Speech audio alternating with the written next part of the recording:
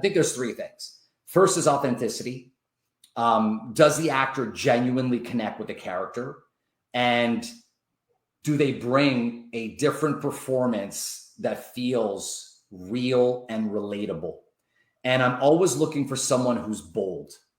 One of the things that I think, looking back now, having cast these 200 short films, I think I fell into the trap of trying to give the casting directors what they wanted versus what I actually wanted to do. And that's what I'm doing on the platform now. From time to time, the team calls me and says, Adam, we'd like to have you in this film and want you to play the bad guy.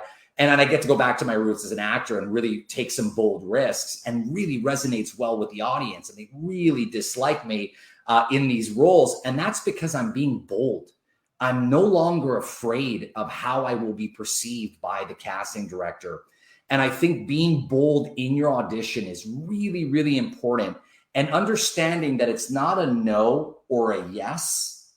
There's also a not now folder that actors might not know exists. And what I mean by the not now is like, holy shoot, like this guy is a solid performer. He doesn't have the look, the whole 9 yards, the different look, and maybe not the right age range, but this guy is great. I mean, his delivery was like spot on. Man, I wish I could cast this guy. I'm taking Joey and I'm putting him in my not now folder. And believe me when I tell you, casting directors have a not now folder. So the first step to getting the yes is to even get to the not now. So how do you get to the not now? You're bold, you're authentic, and you are versatile, which I think is extremely important. Can the actor adapt to different roles and emotions seamlessly, which would allow them to showcase a certain level of skill and depth in what they're doing?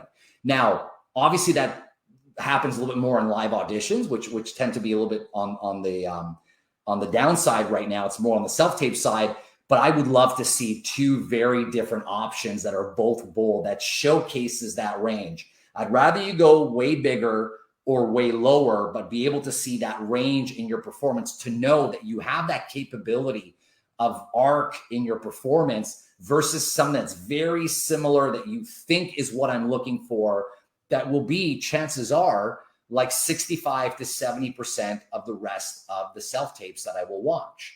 And last but not least is presence.